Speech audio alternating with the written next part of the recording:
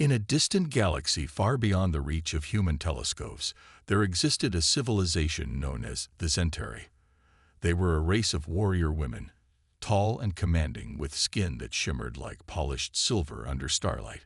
Their eyes glowed faintly, shifting colors depending on their emotions: red for anger, blue for calm, and gold when they felt triumph. For centuries, the Centauri had ruled their corner of the universe through unmatched strength, advanced technology, and an unyielding sense of superiority. To them, weaker species were nothing more than obstacles to be removed or ignored. Commander Scifi was the fiercest among them. With her sharp features and piercing gaze, she commanded respect, and often fear, from everyone around her. She stood at the head of the Centauri Council, a governing body made up of the most skilled warriors in their society. It was during one such council meeting that Earth first came to their attention. A strange signal, weak but persistent, had traveled across light years of space before finally reaching the Centauri homeworld. It was humanity's first attempt at interstellar communication, filled with messages of peace, curiosity, and hope. The council chamber buzzed with murmurs as technicians played back fragments of the transmission. There were gratings in dozens of languages, snippets of music, and even images of Earth's landscapes and people. But instead of marveling at this achievement, the Centauri laughed. "Look at these creatures," sneered Cal, Silas second in command, pointing at an image of humans gathering around a campfire. "They still use fire as if it's some great accomplishment," her voice dripped with disdain. Scylla leaned forward, her glowing eyes narrowing as she studied the footage. "Pathetic," she muttered. "They fight amongst themselves over petty borders, hoard resources instead of sharing, and destroy their own planet in the process. How can we take them seriously?" Another council member chimed in, shaking her head. "They're barely evolved past beasts. Look at how fragile they are. No armor, no weapons worth mentioning. If we ever encountered them, they'd crumble beneath our boots." The room erupted in laughter, and Scylla joined in, though something about the broadcast lingered in her mind.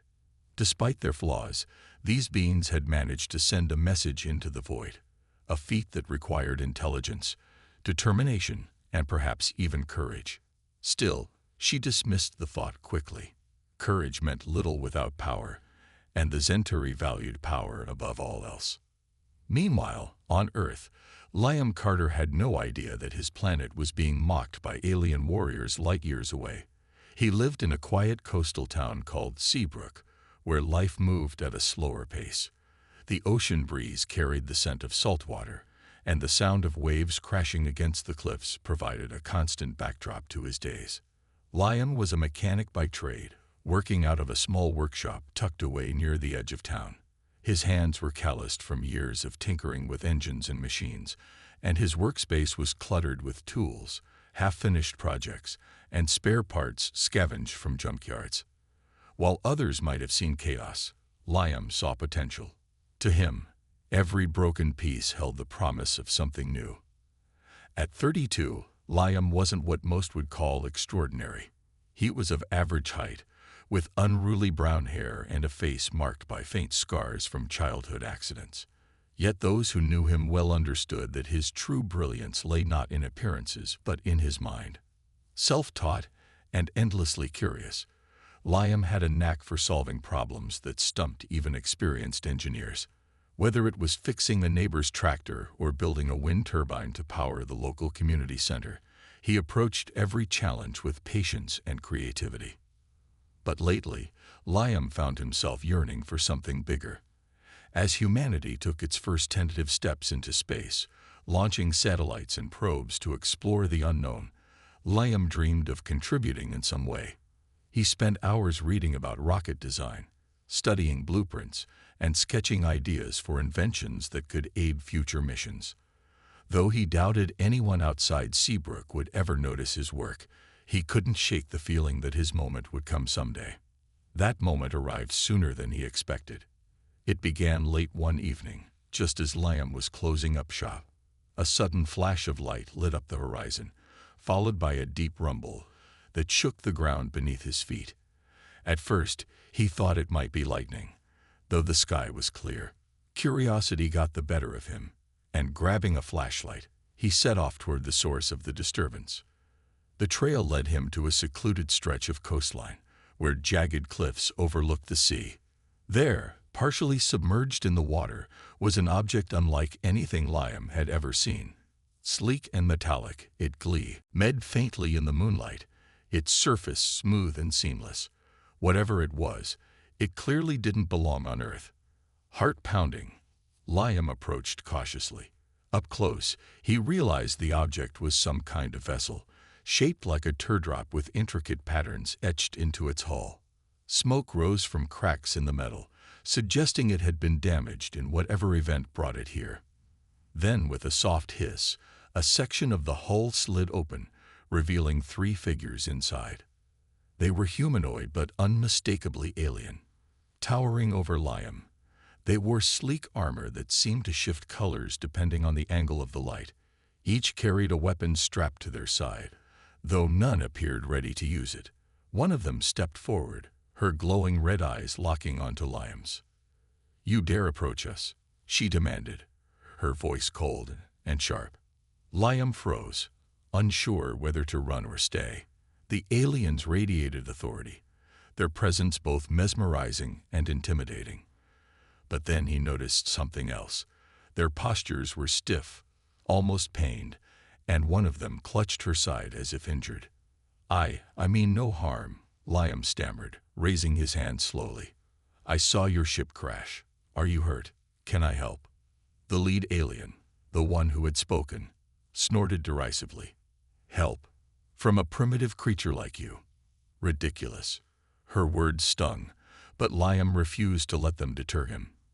Setting aside his fear, he knelt beside a pile of debris and began sorting through it. "If you don't want my help, fine.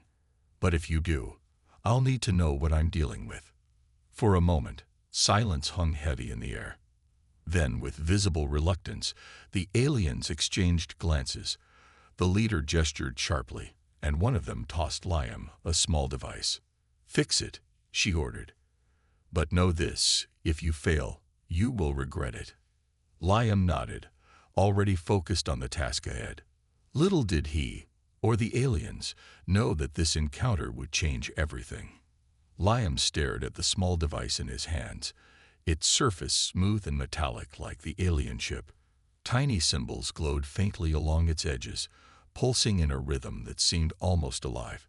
He had no idea what it did or how it worked, but he could feel the weight of expectation pressing down on him. The leader of the aliens, whom he would later learn was named Scifi, watched him with narrowed eyes, her glowing red gaze unwavering. "Do not waste our time," she said sharply, her voice cutting through the tense silence. "If you cannot repair it, we will leave you here to rot." Her words stung, but Liam forced himself to stay calm. He knew better than to let fear cloud his judgment. Taking a deep breath, he set the device down carefully and began examining it under the dim light of his flashlight. His fingers traced the grooves and patterns etched into its surface, searching for any clues about its design. The other 2 aliens stood nearby, their postures rigid and defensive. One of them, shorter but no less imposing than Scylla, kept a hand resting on the weapon strapped to her side. Her glowing blue eyes darted between Liam and the ocean behind them, as if expecting danger to emerge from the waves at any moment. Occasionally, she muttered something in a language Liam couldn't understand, her tone sharp and impatient. Despite their hostility, Liam noticed subtle signs of vulnerability. Scylla's armor bore scorch marks, and the shorter alien winced whenever she shifted her weight. Whatever had brought them to Earth, it hadn't been a pleasant journey. This realization gave Liam a sliver of hope. Perhaps they weren't as invincible as they appeared. After several minutes of careful inspection, Liam made his first discovery. The device wasn't entirely alien. It shared similarities with some of the electronics he'd worked on before. Its internal components seemed to rely on circuits and energy pathways, albeit far more advanced than anything humans had created. Using a screwdriver and a pair of pliers from his toolkit, Liam managed to pry open a panel on the side of the device. Inside, delicate wires shimmered faintly, pulsating with an eerie blue light. "This is incredible," Liam murmured under his breath, his excitement momentarily outweighing his fear. He glanced up at the aliens, who were watching him intently. "I think I can fix this, but I'll need some tools, and maybe somewhere drier to work."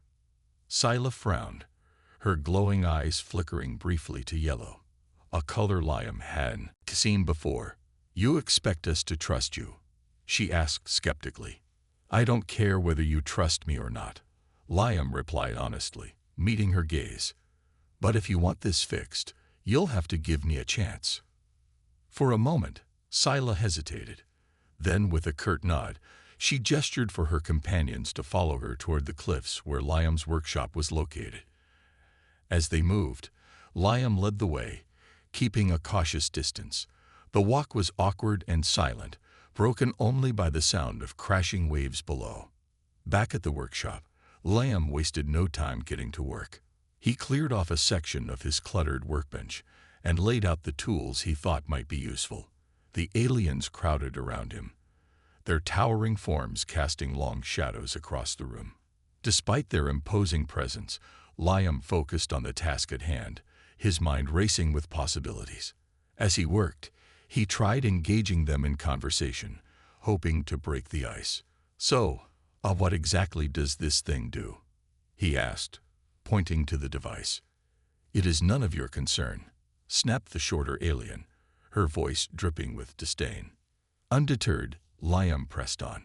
"Fair enough, but knowing its purpose might help me figure out what went wrong." Scylla exchanged a glance with her companion before responding. "It is a communication relay," she admitted reluctantly. "Without it, we cannot contact our fleet." Liam nodded, piecing together the situation. These aliens were stranded, just like him, but on a much larger scale. They needed his help, even if they refused to admit it. Over the next few hours, Liam worked tirelessly, improvising solutions where necessary. When he realized the device required a specific type of energy source, he scavenged parts from an old battery charger and modified them to fit.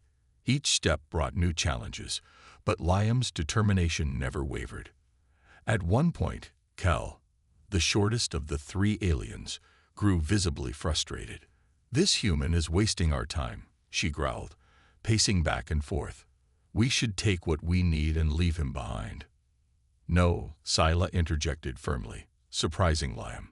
"He has shown resourcefulness. Let him finish." Her words caught Liam off guard, but he didn't dwell on them. Instead, he poured all his focus into completing the repairs. Finally, after what felt like an eternity, the device emitted a soft hum, its glowing symbols stabilizing into a steady pattern. "It's done," Liam announced, wiping sweat from his brow. "Try it now." Scylla stepped forward and activated the device. A beam of light shot upward, connecting to a satellite orbiting high above Earth. Moments later, a series of clicks and whirs filled the air as the relay established contact with the Centauri fleet. For the first time since their arrival, Scylla's expression softened. Her glowing eyes shifted to gold, a color Liam associated with triumph. "You have succeeded," she said, her tone less hostile than before. "Against all odds, you proved yourself capable."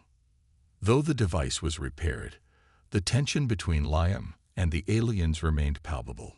Over the next few days, they stayed close to the workshop, relying on Liam for food and supplies while they waited for rescue. During this time, Liam continued to observe them, learning fragments of their language through gestures and repetition. He discovered that Scylla was their commander, fiercely protective of her crew, yet burdened by the weight of leadership. Kale, on the other hand, was quick-tempered and skeptical, often challenging Liam's every move. Despite their differences, small moments of connection began to emerge. One evening, as Liam prepared a simple meal of canned soup and bread, Scylla surprised him by asking about Earth's customs. "Why do you share food so freely?" she inquired, her voice softer than usual. "Among my people, such generosity is rare," Liam smiled, stirring the pot over the stove. Because sharing brings people closer together, he explained. When you care about someone, you want to make sure they're okay. It's not about being strong or weak, it's about connection. Scylla fell silent, contemplating his words. Though she didn't respond, Liam noticed a flicker of curiosity in her golden eyes. As the days passed, life in Liam's workshop became a strange blend of tension and cooperation. The Zentari warriors remained aloof, their armor gleaming under the dim lights as they paced restlessly or stood guard near the windows. Yet, there were moments when their rigid demeanor softened, when curiosity got the better of them, or when Liam's persistence chipped away at their defenses. Liam, for his part, had learned to navigate their unpredictable moods. He treated them with respect, but didn't shy away from standing his ground when necessary. His quiet confidence intrigued Scylla, though she was careful not to show it. Kale, however, continued to bristle at every interaction, her glowing red eyes often fixed on Liam, with barely concealed disdain. One afternoon, while repairing a damaged component of their ship, Liam decided to push the boundaries a little further. "You know," he said casually, glancing up from his workbench, "if you'd let me teach you some basic Earth phrases, communication might be easier." Kale scoffed, crossing her arms over her chest. "Why would we waste time learning the language of primitives? Your words are meaningless to us." "Maybe," Liam replied calmly, meeting her gaze without flinching. "But if you ever need help again, wouldn't it be useful to ask for it properly?" Scylla raised an eyebrow, clearly amused by the exchange. "He has a point, Kale. Knowledge is never wasted, even from those we consider beneath us." Kale clenched her fists but said nothing, her glowing eyes flickering dangerously between red and blue. Reluctantly, she joined Scylla as Liam began teaching them simple phrases like "thank you" and "please." Though their pronunciation was awkward and hesitant, the effort seemed to bridge a small gap between them. Despite these fleeting moments of progress, cultural differences continued to create friction. The Zentari valued strength above all else, viewing emotions like compassion or kindness as weaknesses. They struggled to understand why Liam bothered helping them when they had treated him so poorly. To them, survival was a matter of dominance, not cooperation. One evening, after another long day of repairs, Liam sat down with Scylla to discuss the next steps. "Your ship's systems are almost functional," he explained, sketching diagrams on a scrap piece of paper. "But I'll need more materials to finish the job. Some of the parts are too advanced for me to replicate here." Scylla frowned, leaning forward to study the sketches. "Then what do you suggest?" "There's a supply depot about 50 miles from here," Liam replied. "It's abandoned, but it might have what we need. If I can borrow a vehicle, I can go check it out tomorrow." Kale, who had been listening silently nearby, stepped forward abruptly. "You expect us to trust you alone with our mission. What if you betray us?" "I've had plenty of chances to betray you already," Liam pointed out, keeping his tone steady. "But I haven't. Why start now?" Scylla hesitated, weighing the risks. Finally, she nodded. "Very well. But if you fail to return, know that we will hunt you down." Liam smiled faintly. "Fair enough."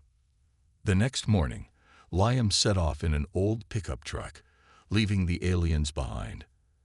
As he drove along winding coastal roads, he reflected on everything that had happened since their arrival. The Zentari were unlike anyone, or anything, he'd ever encountered. Their arrogance was infuriating, but beneath it lay a deep sense of pride and duty. He wondered how much of their behavior stemmed from fear. Fear of appearing weak, fear of failure, fear of losing control. When he arrived at the depot, Liam found exactly what he needed: spare wiring, energy cells, and other components salvaged from outdated technology. Loading them into the truck, he felt a surge of satisfaction. For the first time in days, he allowed himself to imagine a future where humanity and the Zentari could coexist, not as enemies, but as allies. On the drive back, however, disaster struck. A sudden storm rolled in, drenching the road and reducing visibility to almost zero. As lightning illuminated the sky, the truck skidded on a patch of mud and crashed into a ditch. Shaken but uninjured, Liam climbed out of the wreckage, cursing under his breath. Just as he was trying to figure out what to do next, a familiar hum filled the air. Looking up, he saw a sleek Centauri shuttle descending through the rain. The hatch opened, and Scylla appeared, her expression unreadable. "You are late," she said simply. "I ran into trouble," Liam admitted, gesturing toward the truck. "But I got what we need." Without another word, Scylla signaled for him to board the shuttle. As they flew back to the workshop, Liam couldn't help but feel a pang of gratitude. Despite their earlier threats, the Centauri had come looking for him. A sign, perhaps, that trust was slowly building. Back at the workshop, tensions reached a boiling point later that night. While Liam unpacked the supplies, Kale confronted him, her voice sharp and accusatory. "You think you're clever, don't you? Sneaking around, pretending to help us while secretly plotting against us." "I'm not plotting anything," Liam shot back, his patience wearing thin. "If I wanted to hurt you, I could have done it a dozen times already. Instead, I've spent days risking my neck to fix your ship. Doesn't that count for something?" Kale sneered, stepping closer until she loomed over him. "You're nothing but a weakling hiding behind tools and tricks. If you truly wish to prove yourself, fight me." For a moment, silence fell over the room. Liam stared at her, incredulous. "Fight you? Are you serious?" "Yes," Kale snarled. "Or are you too afraid?" Before Liam could respond, Scylla intervened, placing herself between them. "Enough," she commanded, her voice firm. "This is pointless. We are warriors, not bullies. If you wish to challenge him, Kale, do so fairly, but remember, he has earned our respect, whether you like it or not." Kale hesitated, her glowing eyes flickering uncertainly. Then, with a huff, she turned and stormed out of the workshop. After the confrontation, Liam took a seat on a wooden stool, running a hand through his hair. "She really hates me, doesn't she?" he muttered, half to himself. "She does not hate you," Scylla corrected, surprising him. "She fears you." "Fears me," Liam echoed, raising an eyebrow. "I'm just a mechanic from a tiny town. What's there to fear?" "You represent change," Scylla explained, her tone softer than usual. "To Kale, and to many of my people, change is dangerous. It challenges our beliefs, forces us to question who we are. You have shown kindness where we expected cruelty, ingenuity where we assumed incompetence. That unsettles us." Liam processed her words, realizing how deeply ingrained their worldview was. "Change isn't always bad," he said finally. "Sometimes it's exactly what we need." Scylla met his gaze, her golden eyes reflecting a mix of admiration and uncertainty. "Perhaps," she murmured, "but convincing others of that will not be easy." The days that followed were a blur of activity. With the supplies Liam had salvaged from the depot, he worked tirelessly to complete the final repairs on the Centauri ship. Each day brought new challenges, but also moments of connection between him and the alien warriors. Slowly, almost imperceptibly, the barriers between them began to crumble. Scylla, in particular, found herself drawn to Liam's quiet determination. She had always valued strength, physical prowess, tactical brilliance, but there was something about his resilience that intrigued her. He wasn't fearless. She could see the flicker of anxiety in his eyes when Kel glared at him, or when the tools slipped from his hands during delicate repairs. Yet, he never gave up. No matter how daunting the task, Liam approached it with calm focus and unwavering resolve. One evening, as the sun dipped below the horizon and painted the sky in hues of orange and purple, Scylla decided to test him further. "Tell me," she said abruptly, breaking the silence in the workshop. "Why do you help us? You owe us nothing. We have shown you no kindness." Liam paused, wiping grease-stained hands on a rag before turning to face her. His expression was thoughtful, as if he'd been waiting for this question. "Maybe I help because I believe everyone deserves a chance," he replied. "Or maybe I see something in you that reminds me of myself. Someone trying to do their best, even when things seem impossible." Scylla tilted her head, her glowing eyes shifting to gold. "You think we are alike?" "In some ways, yes," Liam admitted. "You carry the weight of expectations, just like I do. People look to you for answers, for leadership, and sometimes that pressure makes you push others away." For a long moment, Scylla said nothing. Then, with a soft sigh, she nodded. "You understand more than I expected." Kale, however, remained unconvinced.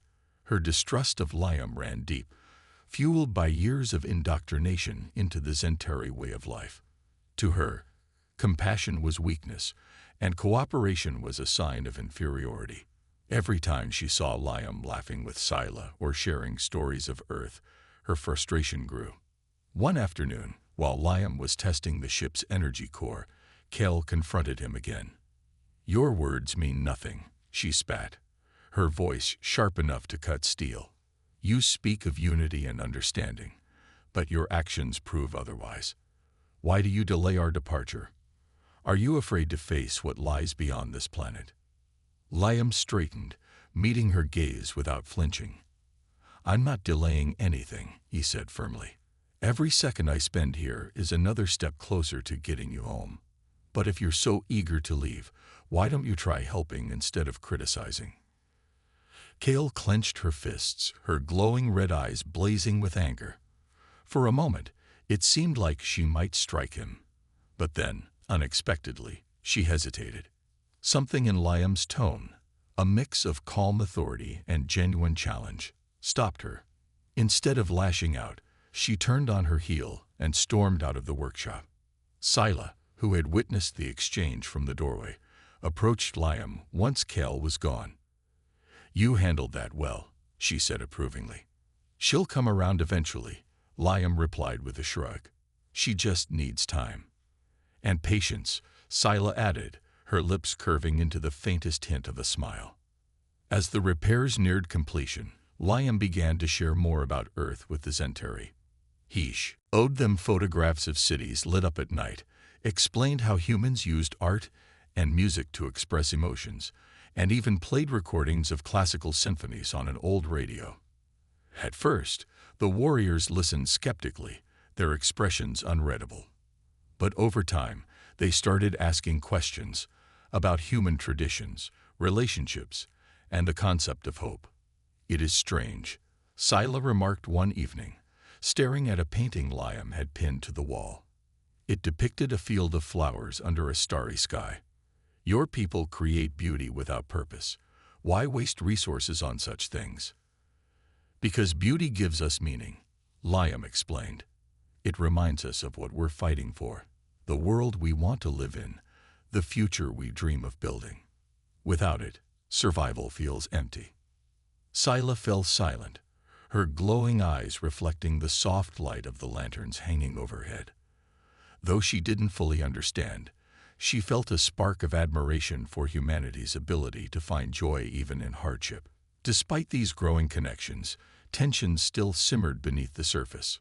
One night, as Liam prepared dinner in the small kitchen attached to his workshop, Kale entered uninvited. Her presence filled the room, making the air feel heavier.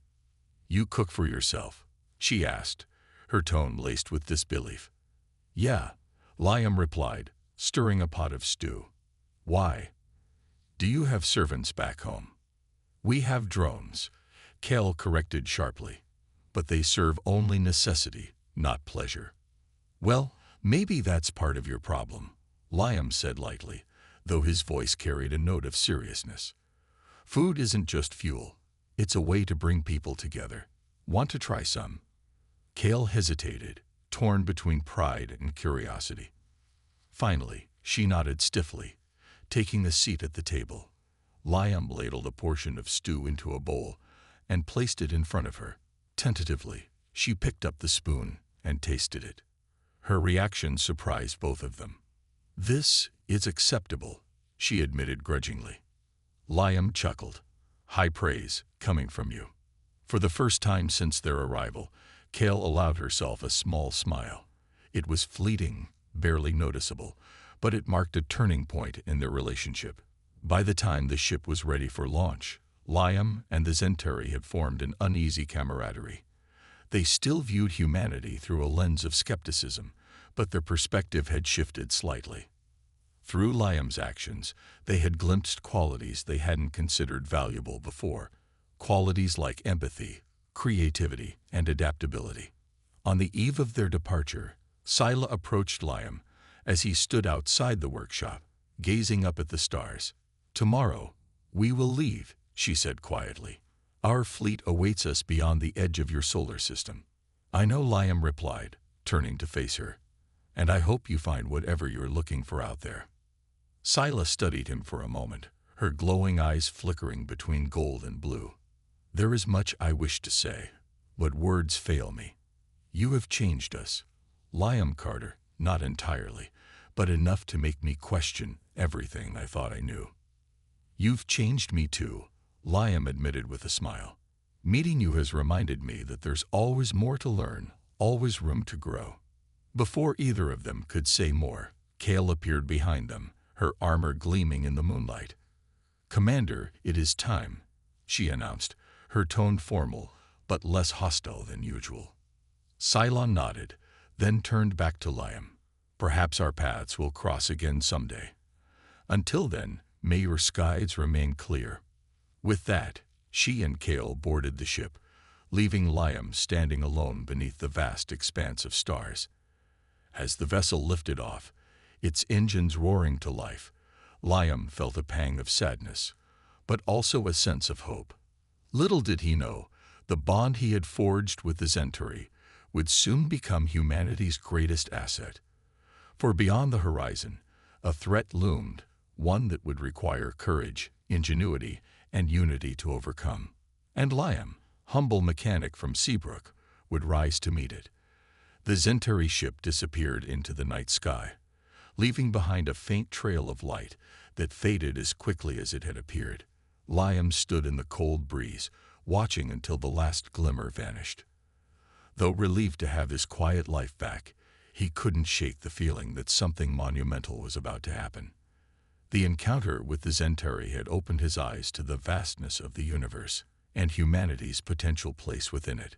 For days after their departure, Liam returned to his routine, fixing engines and tinkering with machines in his workshop.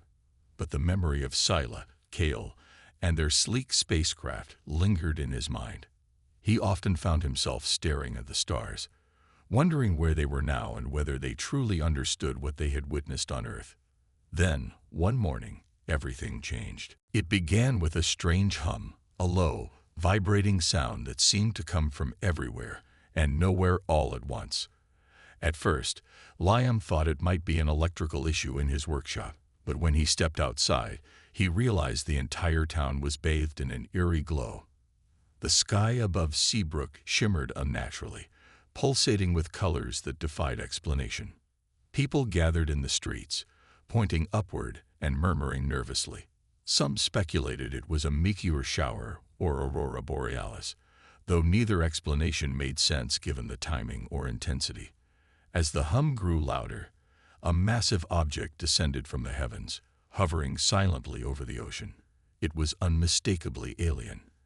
A colossal vessel shaped like a jagged mountain, its surface covered in glowing runes that shifted and rearranged themselves constantly.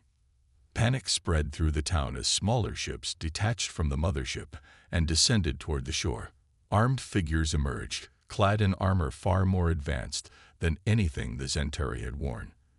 These aliens moved with precision, scanning the area with devices that emitted sharp beams of light. They weren't here to talk. They were here to conquer. Liam's heart raced as he watched the scene unfold. He didn't need anyone to tell him who these invaders were.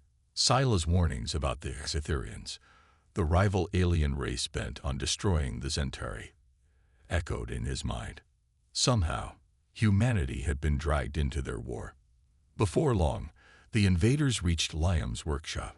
Their leader, A towering figure with crimson armor and glowing green eyes stepped forward. "You are human," the creature stated, its voice mechanical yet menacing. "Your kind is weak. You will surrender your resources and serve us, or face annihilation." Liam clenched his fists, forcing himself to stay calm. "We don't have much here," he replied evenly. "But if you're looking for allies, maybe we can help each other." The Exetherian laughed, a harsh, grating sound. "Allies? With primitives? Ridiculous. Your planet is ours now. Resist, and you will regret it." With that, the invaders stormed past him, ransacking the workshop and confiscating anything remotely useful. Liam gritted his teeth, knowing there was little he could do alone. But as he retreated to safety, a plan began forming in his mind. Later that day, Liam contacted local authorities, urging them to organize a meeting with nearby towns. Word spread quickly, and soon representatives from across the region gathered in Seabrook's community center. Among them were farmers, fishermen, teachers, and engineers, all ordinary people thrust into extraordinary circumstances. "We can't fight them head-on," Liam explained, pacing in front of the crowd. "They're stronger, faster, and better armed. But we have something they don't: adaptability. We've survived wars, plagues, natural disasters. We know how to work together when it matters most." "But what can we do against something like this?" asked a young woman, her voice trembling. "They're not just another army. They're monsters." "They're not invincible," Liam countered firmly. "Every system has weaknesses, even theirs. If we pool our knowledge and resources, we can find a way to resist." Inspired by his words, the group agreed to cooperate. Over the next few days, makeshift defenses were erected around key locations. Farmers repurposed tractors into barricades, while engineers rigged traps using old machinery. Teachers organized communication networks to share information, and fishermen patrolled the coastline, keeping watch for enemy movements. Though fear still lingered, a sense of unity began to take root. For the first time in years, the people of Seabrook worked side by side, driven by a shared purpose. Meanwhile, Liam knew they couldn't win without help. Using the rudimentary transmitter he built during his time with the Zentari, he sent out a desperate plea for assistance. To his surprise, it wasn't long before a response came, not from Earth, but from space. "This is Commander Scifi of the Zentari fleet," a familiar voice crackled over the speaker. "Identify yourself." "It's me, Liam," he replied, relief flooding his chest. "I need your help. The Exetherians are here, and they're targeting Earth." There was a pause, followed by static. Then Sila's voice returned, sharper this time. "Stand by. We are en route." When the Zentari arrived, they brought reinforcements, dozens of sleek ships that darted through the atmosphere like silver arrows. Sila herself led the charge, descending onto the battlefield with a squad of elite warriors. Her glowing golden eyes locked onto Liam as she approached. "You called us," she said simply, her tone unreadable. "I did," Liam admitted, stepping forward, "because I believe we can win, if we fight together." Sila studied him for a moment, then nodded. "Very well. Show us what you've learned." Under Liam's guidance, humans and Zentari formed an unlikely alliance. While the Zentari provided firepower and tactical expertise, humans contributed ingenuity and resourcefulness. Together, they devised strategies that exploited the Xetherians' weaknesses, turning the tide of the battle. One pivotal moment came when Liam suggested using Earth's magnetic field to disrupt the Xetherians' advanced technology. With Sila's approval, teams of engineers and technicians worked tirelessly to modify salvaged alien equipment. When activated, the device created a massive electromagnetic pulse that disabled several Xetherian ships, sending them crashing into the ocean. As explosions lit up the sky, cheers erupted from the human defenders. Even the stoic Zentari warriors allowed themselves small smiles of satisfaction. By the time the dust settled, the Exetherians had been forced to retreat. Their forces were scattered, their plans thwarted. For now, though victory was far from guaranteed, the battle marked a turning point. Humanity had proven that even the smallest acts of courage could make a difference. Standing amidst the wreckage, Liam turned to Scylla. "Thank you," he said sincerely. "Without you, we wouldn't have stood a chance. And without you, we would not have seen the true strength of your people," Scylla replied, her glowing eyes softening. "Perhaps there is hope for us all." As dawn broke over the horizon, casting golden light across the battered landscape, Liam felt a renewed sense of purpose. The road ahead would be long and difficult, but for the first time, he believed humanity had a real chance to carve out its place among the stars. And alongside them, the Zentari stood ready, not as conquerors, but as partners in a shared struggle for survival. The victory against the Exotherians was hard-won but fleeting. Though their initial assault had been repelled, everyone knew it was only a matter of time before they regrouped and returned with greater force. The invaders' determination to claim Earth and destroy the Zentari was relentless. For humanity, this meant stepping into a larger conflict, one that stretched far beyond their planet's borders. In the aftermath of the battle, Liam found himself at the center of a whirlwind of activity. The alliance between humans and the Zentari grew stronger as both sides worked tirelessly to prepare for the inevitable next wave. Together, they transformed Seabrook into a hub of innovation and resistance, blending human ingenuity with Zentari technology. Scylla took charge of coordinating efforts, her leadership style evolving in subtle ways since meeting Liam. She no longer dismissed humanity as weak or irrelevant. Instead, she recognized their potential and encouraged collaboration. Under her guidance, teams of engineers from both species began developing hybrid weapons and defenses. These creations combined the raw power of Zentari tech with the adaptability and creativity of human design. Liam played a crucial role in bridging the gap between the two groups. His ability to explain complex concepts in simple terms made him invaluable, not just as a mechanic but as a mediator. He often acted as a translator of sorts, helping humans understand Zentari instructions, and vice versa. Slowly, trust replaced suspicion, and cooperation replaced hostility. One day, while overseeing the construction of a new energy shield generator, Liam noticed Kale observing him from a distance. Her glowing eyes, once filled with disdain, now held a flicker of curiosity. "You've changed," Liam remarked casually, wiping grease from his hands. "Or maybe I'm seeing you differently." Kale crossed her arms, her tone less sharp than usual. "Perhaps both. You are persistent. It is admirable." Liam smiled faintly. "I'll take that as a compliment." For the first time, Kale allowed herself a small nod of acknowledgement. Though their relationship remained complicated, there was mutual respect growing between them, a sign that even the most stubborn prejudices could be overcome.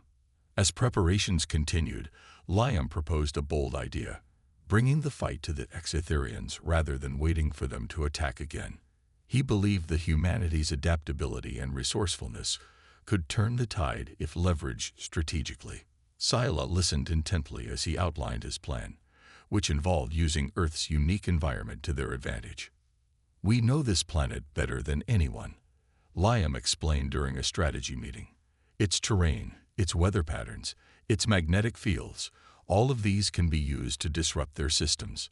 If we strike first, we can weaken their forces before they have a chance to recover fully." Scylla considered his words carefully. "It is risky," she admitted, "but your logic is sound." "Very well. We will act swiftly and decisively." With the decision made, plans were set into motion. Human volunteers joined Zentari warriors in forming strike teams tasked with targeting key Scytherian outposts scattered across Earth. Using modified alien ships piloted by humans trained under Zentari supervision, these teams launched coordinated attacks designed to cripple the enemy's supply lines and communication networks. The first mission tested the Alliance's resolve. A group led by Liam and Scylla infiltrated an underground Scytherian base hidden deep within a mountain range. The journey was perilous, requiring them to navigate treacherous terrain and avoid detection by automated sentries. Along the way, tensions flared as old habits resurfaced. "This is madness," Kale snapped during one particularly tense moment. "We should retreat and regroup. And let them rebuild." Liam countered sharply. "Every second we waste gives them an advantage. Trust me, we can do this." Scylla intervened before the argument escalated further. "Enough," she commanded firmly. "We move forward, together."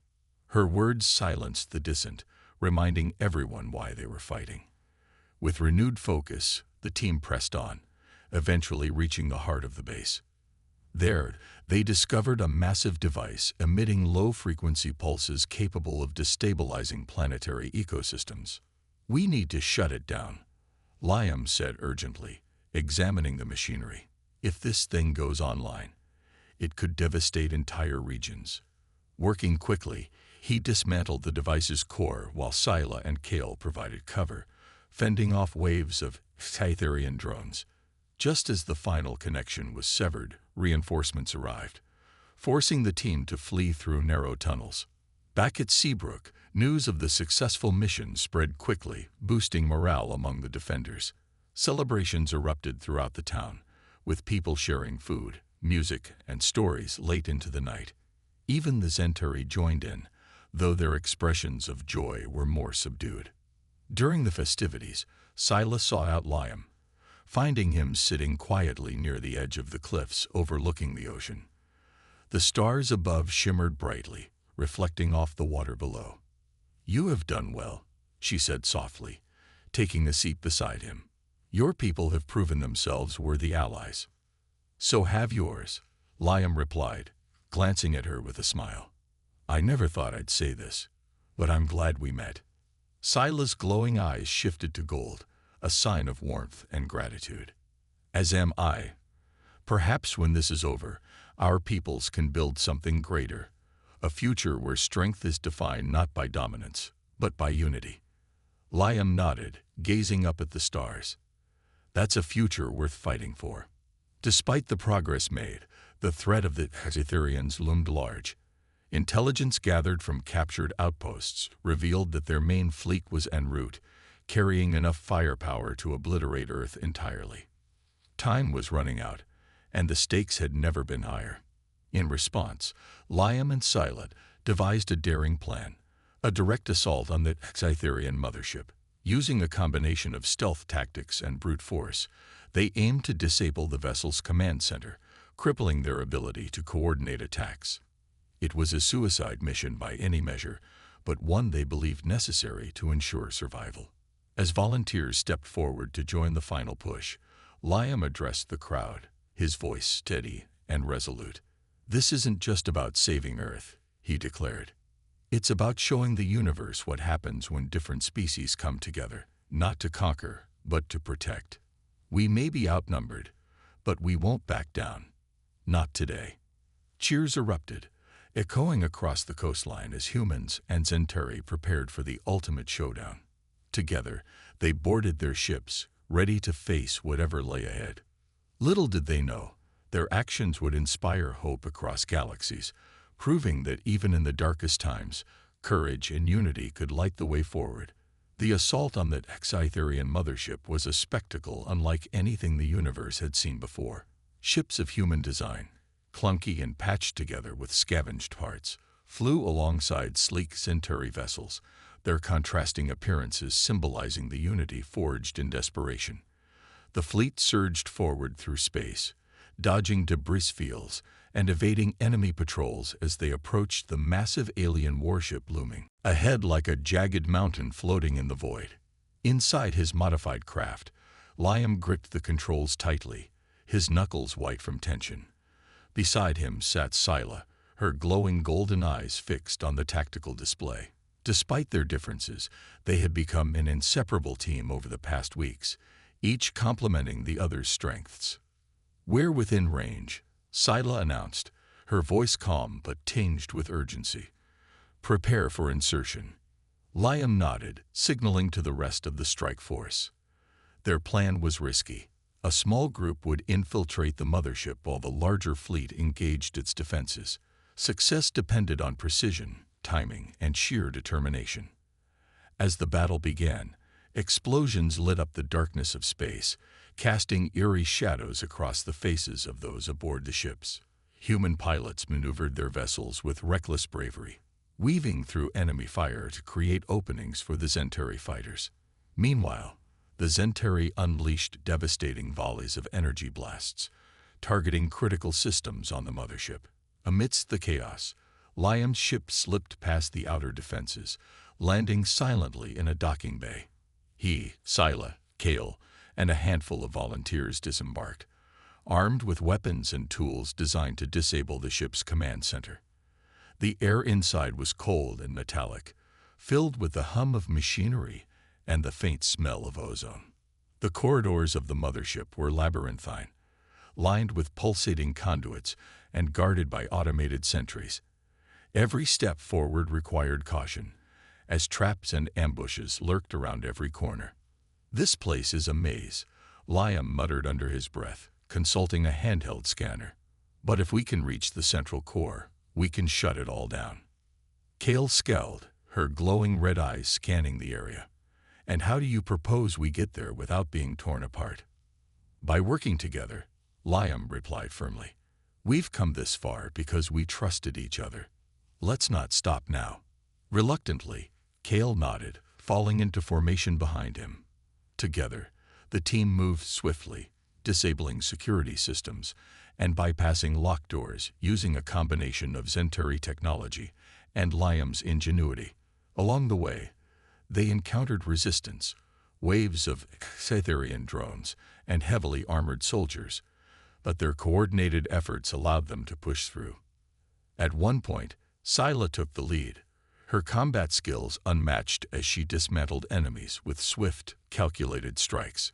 Watching her fight, Liam couldn't help but feel a surge of admiration. She wasn't just a warrior. She was a leader who inspired loyalty and courage. After what felt like hours, they finally reached the heart of the mothership, a vast chamber housing the command center.